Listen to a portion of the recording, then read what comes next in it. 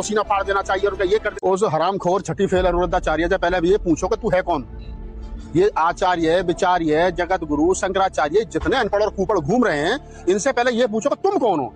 इसकी औकात है, इसकी औकात है जो ये कह रहा है कि अब सीना फाड़ देंगे, कुर्सी छोड़ दो, सब काम भगवान ही करेंगे, तो तुम क्या करोगे? अबे हराम करो, तुम ही तो कहते हो कि क्या नाम है भगवान करता है सब कुछ, आदमी तो आदमी से तो करवाता है, तो फिर क्यों पेट में दर्द हो रहा है? जब ये क्या नाम है अनुरुद्धाचार्य कभी महिलाओं पर टिप्पणी करता है, कभी दलितों पर टिप्पणी करता है, कभी डॉक्टर अम्बेडकर के बारे में उल्टा सीधा बोलता है, अब सीजीआई के बारे में बोल रहा है कि क्या नाम है जी वो अधर्मी है और इनका तो सीना फाड़ देना चाहिए और उनका ये कर देना चाहिए। इससे ये पूछा जाए छठी फेल आदमी से तू कितना पढ़ा लिखा है और तू कौन होता है भाई? जो आदमी इस देश के अंदर संविधान के अकॉर्डिंग जो आदमी कई सौ मुकदमों का हिस्सा रहा हो, जो आदमी कई सौ क्या नाम है न्यायिक पालिकाओं का हिस्सा रहा हो, उस आदमी के बारे में इस प्रकार की टीका टिप्पणी करने वाला ये कौन है भैया? पूछा जाए जरा। तो ये क्या, ये अनपढ़ और कुपड़ लोगों की फौज इकट्ठी हो गई है। ये ना संविधान को मानते हैं, ना संविधान पर काम करने वाले लोगों को मानते हैं, ना अदालत को मानते हैं। इनको लगता है कि तुम सर्वे सर्वा हो गए हो। ये कह रहे हैं हमारी भावनाओं को ठेस पहुंचाया। तुम्हारी भावना को ठेका ले रखा है हमने।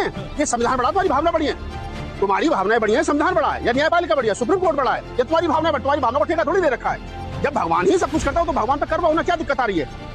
जब भगवान पे इतनी आस्था है, सीजीआई साहब ने क्या कहा? सीजीआई साहब ने कहा है कि ये हमारे मामले में, ये हमारे अंतर्गत नहीं आता है, ये हमारे अधिकार क्षेत्र में नहीं आता है। अगर ये मामला क्या नाम पुरातत्व विभाग का है, पुरातत्व विभाग के साथ करिए, और अगर आप भगवान के आप इतना ही भक्त तो भगवान से अपील करिए। कौन सी इसमें वो भाई भगवान से दुआ नहीं कर सकते, भगवान से अपने लिए तो मांग सकते हो, एक प्रभु हमें इतना दो, हे प्रभु हमें इतना दो, हे भगवान हमें इतना दो, और भगवान से कहते हो हे भगवान तुम्हारी गर्दन टूट रही है, मूर्ति क्षति की तोड़िए, इसको सही करने में दिक्कत क्या है? तो ये क्या है, अनपढ़ और कुपड़ लोगों की जमात इकट्ठी हो गई है। चुटकी ली ना सीजीआई साहब ने। चुटकी क्या है इसमें? भगवान का अगर तुमसे ये कहते भाई जाओ भगवान की प्रार्थना करो, भगवान से प्रार्थना करो, तो इसमें चुटकी वाली कौन सी बात हो गई?